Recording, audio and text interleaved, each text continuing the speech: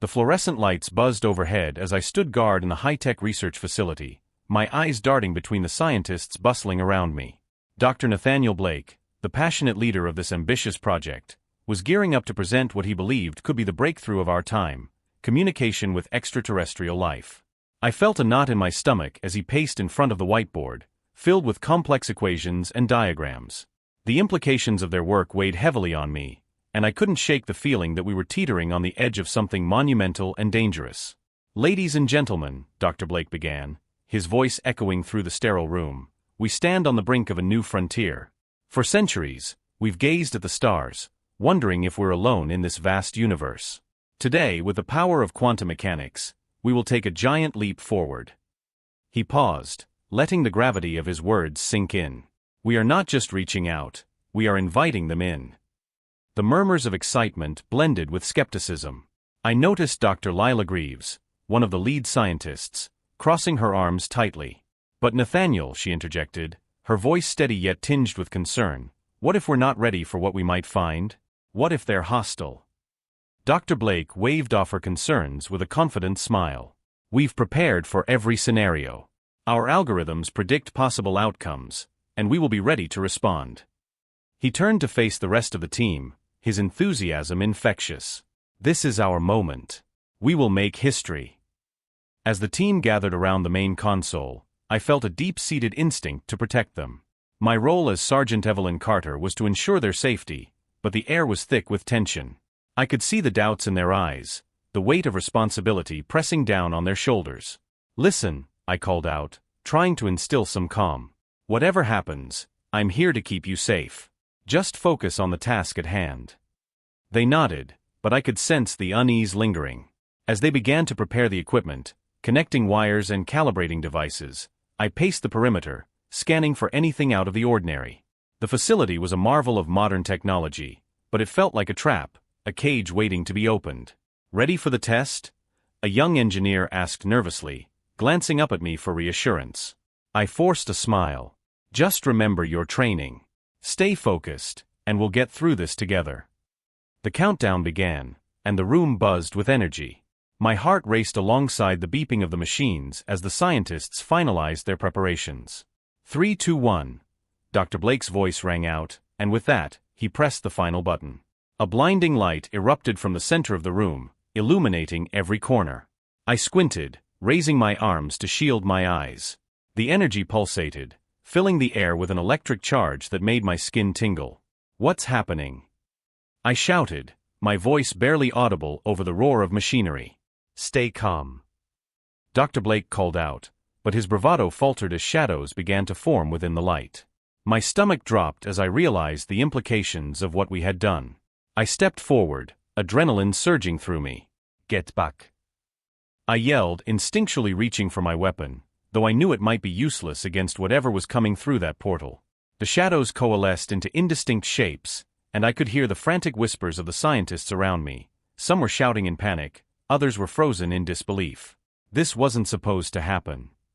Dr. Greaves cried, her voice shaking with fear. As the light dimmed, the figures became clearer, tall ethereal beings with an unsettling grace. They moved as if they were part of the very air around us, their forms shifting and swirling. I could feel my heart pounding in my chest, and my instincts screamed at me to protect the team. "Evelyn!" Dr. Blake shouted, his voice tinged with desperation. "What do we do?" I took a deep breath, my training kicking in.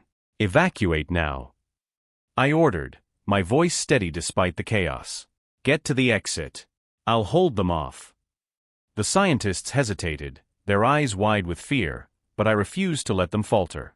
"Now, move," I shouted, and finally, they began to scramble toward the exit, leaving me alone to face the unknown. I clenched my fists, my heart racing as the alien figures stepped closer, their intentions unclear but their presence undeniably ominous. The chaos erupted around me like a tempest. The blinding light from the portal cast eerie shadows across the lab as the alien beings began to materialize. My heart raced, pounding in my chest like a war drum. I couldn't just stand there, I had to act. "Listen up," I shouted over the chaos, trying to gather the scientists' attention. "We need to evacuate. Head to the emergency exits, now." Dr. Blake's face was pale, his mouth moving but no words came out. I grabbed his shoulder, shaking him slightly. "Dr. Blake. We need to move, they're coming through." He blinked, as if waking from a trance, and nodded. Right. Everyone, we need to." Before he could finish, the first alien stepped fully into our dimension. It was tall, slender, and ethereal, with skin that shimmered like starlight. I felt a chilling rush as it regarded us with large luminescent eyes that seemed to pierce my very soul. Suddenly, the air was filled with a melodious sound, an alien language that resonated like music. The creatures communicated amongst themselves, their gestures fluid and graceful, as if they were interpreting some cosmic dance. "Evelyn." Dr. Lila Greaves, one of the scientists, cried out, her voice trembling. "What do we do? They don't seem hostile." I squinted, trying to assess the situation. "I don't know. Stay calm. We need to back away slowly." As we shuffled backward, I couldn't shake the feeling that something was profoundly wrong. Their presence was both breathtaking and terrifying. "We need to find a way to communicate," I said, half to myself. "They might understand us." But before I could gather my thoughts, Lila, who had always been a bit too impulsive, suddenly lunged forward. "Get away from them!" she screamed, brandishing a makeshift weapon, a metal rod she had grabbed from a nearby table. "You don't belong here." "Lila, no!" I yelled, but it was too late. She swung the rod at one of the aliens, the metallic clang echoing through the chamber. The alien recoiled, its melodic language turning into what sounded like a series of sharp, screeching notes. In an instant, the atmosphere shifted. The alien beings, previously curious, now radiated an aura of aggression. "What have you done?" I shouted, feeling the tension in the air thicken. "You've just escalated this." Lila's face was a mask of terror. They were going to attack us. "I had to defend myself," she stammered, her voice quaking. "Defend yourself?" I snapped, my patience wearing thin. "You started this. Now we all could pay for it." The aliens advanced, their movements deliberate and measured, each step a calculated response to the chaos that erupted. I could sense their intelligence. They were evaluating us, their large eyes reflecting a deep understanding of fear and hostility. "Everyone, regroup," I commanded, trying to keep my voice steady despite the rising panic. "We need to find a way to contain this situation. If they respond to aggression, we could provoke a full-scale conflict." The scientists, still in shock, began to huddle together, their eyes darting from the aliens to me, looking for guidance. I took a deep breath, forcing myself to stay calm. "Listen, we can't let fear dictate our actions. We need to show them we mean no harm. It's our only chance." As I stepped forward, hands raised in a gesture of peace, I sensed the aliens watching me intently, their melodic hum fading into an eerie silence. I felt exposed, vulnerable, but I had to take this risk. "We come in peace," I said slowly, trying to convey sincerity. "We want to understand." But before I could continue, Lila, still panicking, yelled, "They're not listening. They're monsters." She lunged at another alien, her fear blinding her to reason. "Stop!" I shouted, but the skirmish had already begun. The atmosphere exploded into chaos once more as the alien retaliated, its long limbs moving with an unsettling grace. I could see the fear in the eyes of the other scientists, and I knew I had to regain control. "Lila, you need to stop this," I shouted, trying to reach her through the madness. "You're going to get us all killed." But her fear had transformed into a reckless drive. I felt a surge of frustration and urgency. I had to restore order before it was too late. My mind raced, formulating a plan. I couldn't allow panic to rule us. Fear was just as dangerous as the aliens themselves. I needed to remind them of that truth before everything spiraled out of control. The facility lay in ruins around me, a chaotic blend of flickering lights and disarray. I took a deep breath, forcing myself to focus. The skirmish had left everyone rattled, but I couldn't afford to show any weakness. My role as the sergeant was to protect these scientists, and now with the walls closing in, I needed to strategize. "Everyone, gather around," I called out, my voice cutting through the panic that buzzed in the air.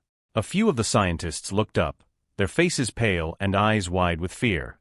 Dr. Nathaniel Blake, ever the optimist, stood beside Dr. Lila Greaves, her expression one of defiance despite the chaos.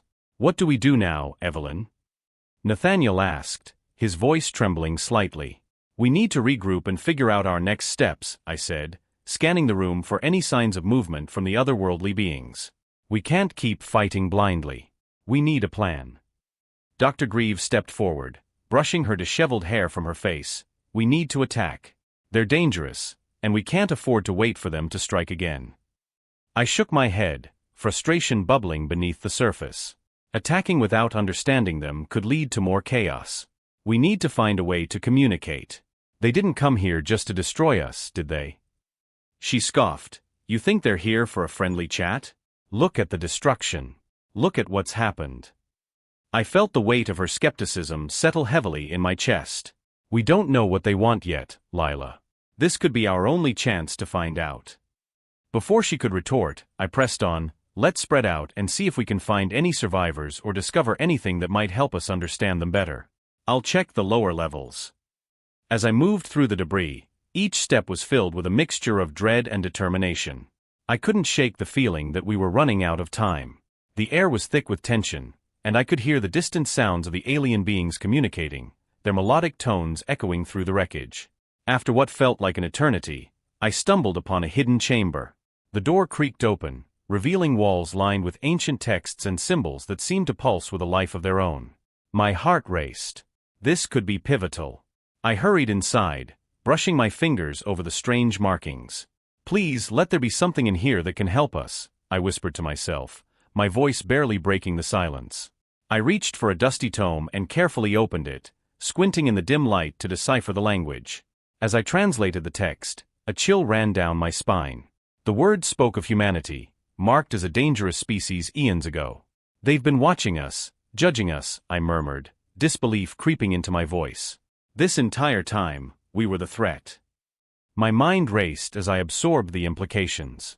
I had to get back to the others. I needed to explain, to warn them. Rushing back through the facility, I found Nathaniel and Lila still bickering, their voices rising above the chaos. "Guys!" I shouted, interrupting their argument. "You won't believe what I found." They turned to me, their expressions shifting from anger to curiosity. "What is it, Evelyn?" Nathaniel asked cautiously. I took a deep breath, my voice steadying. "The texts, they reveal that we've been marked by the aliens as a dangerous species. They've been observing us for centuries." Lila rolled her eyes. "And you expect us to just accept that?" That were the monsters in their eyes. "Yes." I insisted, feeling the weight of my discovery settle on my shoulders. "That's why we need to communicate. We can't let fear dictate our actions. If we don't try to connect with them, we could doom ourselves." Nathaniel frowned, his brow furrowed in thought. "But how do we even begin to communicate with them? They're not like us." "We need to find common ground," I replied, urgency rising in my voice.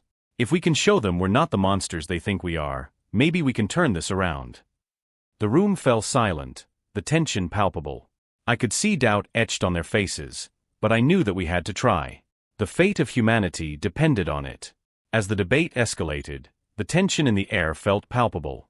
I could see the fear etched on the faces of the scientists, their once enthusiastic expressions now twisted with panic and uncertainty. "We have to defend ourselves," I shouted, trying to break through the chaos. "We can't just sit here and wait for them to attack us." Dr. Blake, his voice trembling, countered, "But what if they're not here to harm us? We need to understand them, not fight them." "Understand?" I replied, my frustration boiling over. "They've already come through that portal. We don't know their intentions, and we can't afford to be naive." I gestured toward the flickering lights of the facility that were already beginning to fail as the aliens pushed against our defenses. It was time to take charge, and I needed them to trust me. "Listen up," I barked, capturing their attention. "We've got limited resources and time. We need to regroup and fortify our position. Grab whatever you can, equipment, tools, anything that can serve as a weapon or a barricade." The team hesitated, glancing at one another, but the urgency in my voice seemed to resonate. Dr. Greaves nodded, her face set with determination. "You're right, Evelyn. Let's gather whatever we can find." As we moved, The aliens outside began to breach the facility's defenses. A loud crash echoed through the hall, and I could hear the unmistakable sound of their ethereal forms gliding closer. My heart raced. Get to the main lab. We can barricade the doors there, I urged, leading the way through the crumbling structure. Once we reached the lab, we quickly piled up desks and equipment against the doors. We need to create a distraction, I suggested, trying to think on my feet. Dr. Blake, can you rig the main console to create a diversion? Maybe overload the systems to draw them away from us. Dr. Blake was already at the console, his fingers flying over the keyboard. I can do that, but it will take a few minutes. We need to hold them off until then. Then we'll hold, I replied, adrenaline coursing through my veins. The door rattled violently as the first alien came crashing against it. Its elongated figure moved fluidly, each movement a blend of grace and menace. They're here, I shouted, bracing myself against the barricade. Get ready, I yelled as the door splintered, and I caught a glimpse of the alien's shimmering skin, a kaleidoscope of colors that seemed to ripple like water. The scientists behind me gasped, some stepping back in fear. Stand your ground, I ordered, trying to project confidence, even as my heart raced. Dr. Greaves, clutching a makeshift weapon, a metal pipe, stepped forward beside me. What if we try to communicate? Maybe they can understand us. Now is not the time for diplomacy, I snapped, glancing at her. We need to focus on survival. Before I could react, the door burst open, and a surge of aliens flooded into the room. The chaos erupted around us as I swung the pipe at the nearest alien, missing but startling it enough to give me a moment to gather my thoughts. Fall back. To the lab equipment, I shouted. The scientists scrambled, grabbing anything they could find. Dr. Blake's diversion was almost complete. I could hear the whirring of the machinery behind me. Just a little longer, he urged, sweat glistening on his brow. As the aliens advanced, I noticed a strange melodic sound resonating from them, a language of sorts, unlike anything I had ever heard. They were communicating, not with words, but with a haunting melody that echoed in the confines of the lab. I could feel an almost hypnotic pull from it, urging me to listen, to understand, but I pushed it aside. Focus, I yelled again, rallying my team. Suddenly, one of the aliens lunged toward Dr. Greaves. In a moment of sheer panic, she swung her pipe, connecting with its side.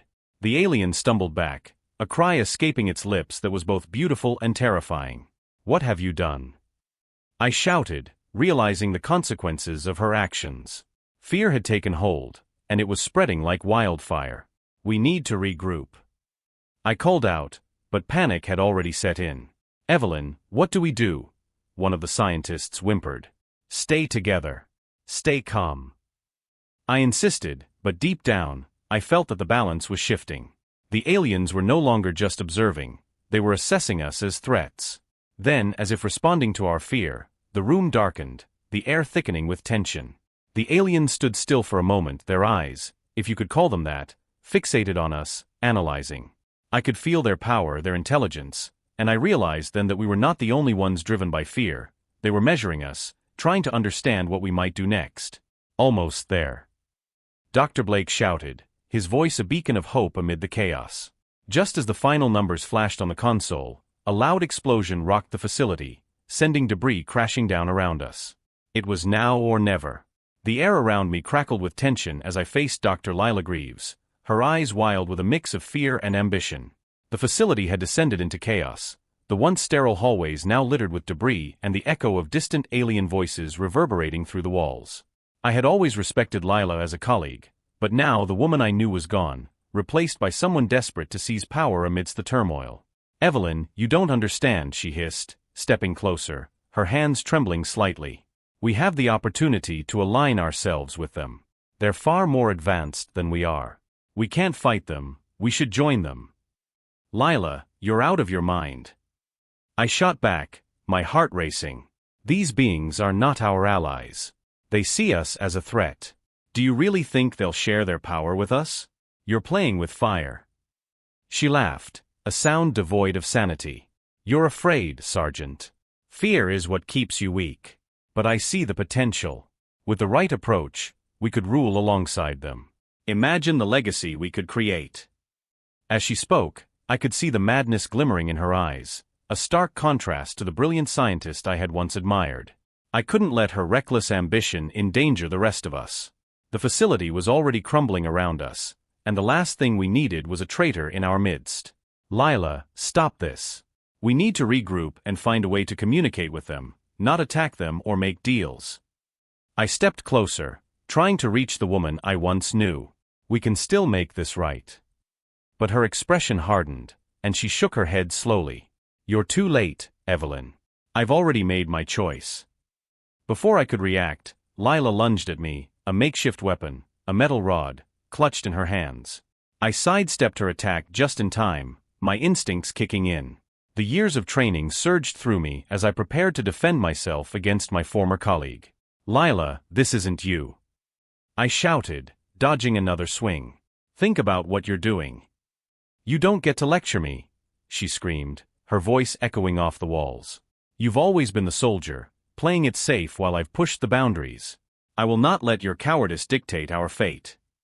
In a rapid exchange of blows, I counter her attacks, my heart racing not just from the physical exertion, but from the realization that this confrontation was as much about survival as it was about ideology.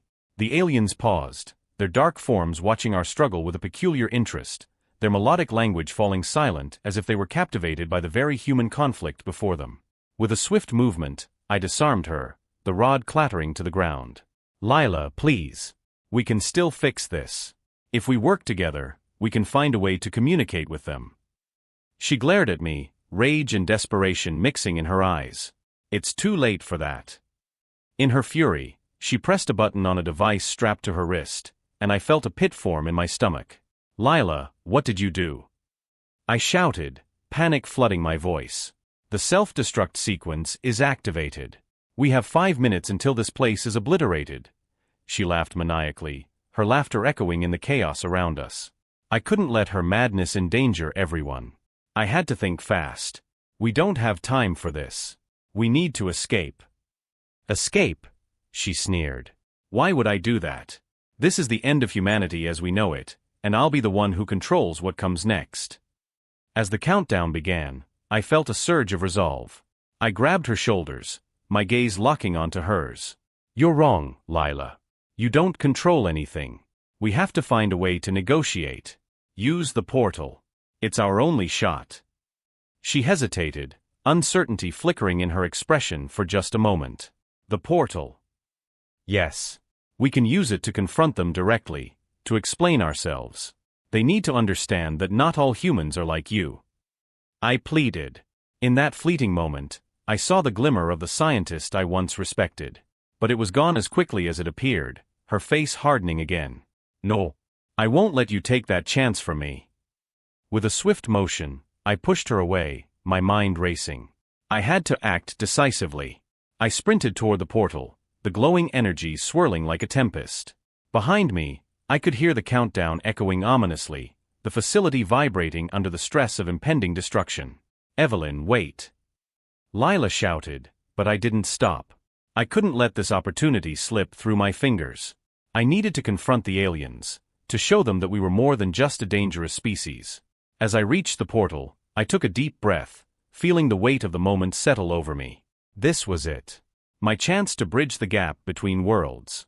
I glanced back at the chaos, Lila's figure fading into the shadows, and stepped into the unknown, determination burning in my chest. As I stepped through the portal, a rush of energy coursed through me, and the world I knew faded away.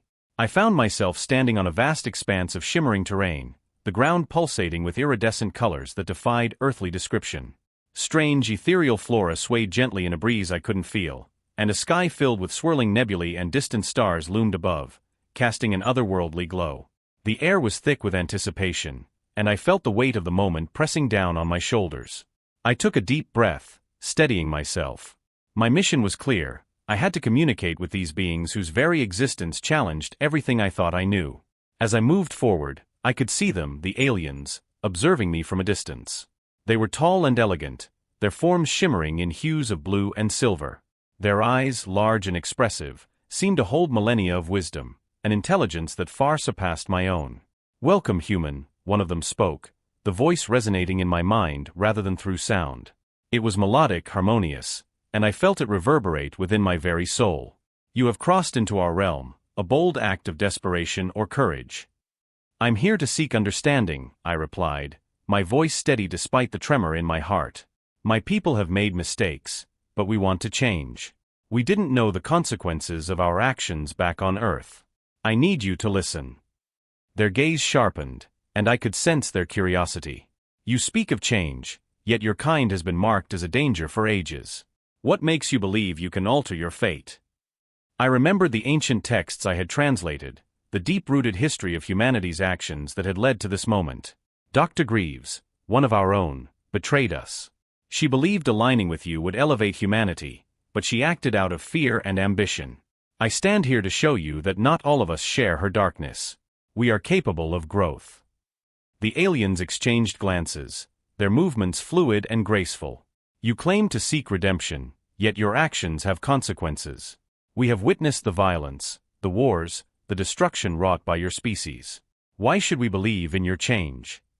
Because I believe in it, I said, my voice rising with passion. My team, despite their fears, fought to protect not just themselves but also the possibility of coexistence. We are not all violent. We are capable of compassion, understanding, and cooperation. You have watched us for millennia. You know our potential. A moment of silence hung in the air, thick with tension. Then, the lead alien stepped closer, its eyes locking onto mine with an intensity that made my heart race. If what you say is true, then we shall test your conviction. You will be our envoy, and we will judge your species through you. But know this, should you fail, the consequence will be dire. I nodded, determination coursing through me. I accept your challenge. I will prove that humanity can rise above its flaws. The aliens extended their hands, and I felt a surge of energy enveloping me, a bond forming between us. Their essence intertwined with mine, and I sensed their history, their wisdom, and their pain. I understood then that they had not only observed us but had also hoped for our evolution. As the energy settled, I felt a shift, a powerful connection that would allow me to communicate our message of peace back to Earth. But first, I had to confront Dr. Greaves. Suddenly, the scene shifted, and I found myself back in the facility, amidst the chaos of sirens and fear. The air was charged with tension as I faced Dr. Greaves, who stood defiantly, her eyes wild with ambition. You think you can change them? They will never accept us. Your betrayal has sealed your fate, I said, stepping forward. They see clearly now. You will be punished for your actions. In a flash, the aliens manifested beside me, their presence a reminder of the stakes. They reached out, and Dr. Greaves screamed as she was enveloped in a radiant light, the essence of her dark ambition rendered powerless. Dr. Greaves will face the void between dimensions for her actions, the lead alien declared, and I felt a profound sense of justice. As the light faded, I found myself alone in the facility, the chaos quieting around me. The air felt lighter, and I took a deep breath, realizing that I had not just survived but had forged a new path for humanity. I was hailed as a hero, but I understood the true nature of our victory. The greatest threat was not the aliens or the unknown, it was the darkness within humanity itself. With newfound purpose, I vowed to prepare my people for a future filled with hope, knowing that we were marked not just as dangers, but as potential allies in the vast cosmos.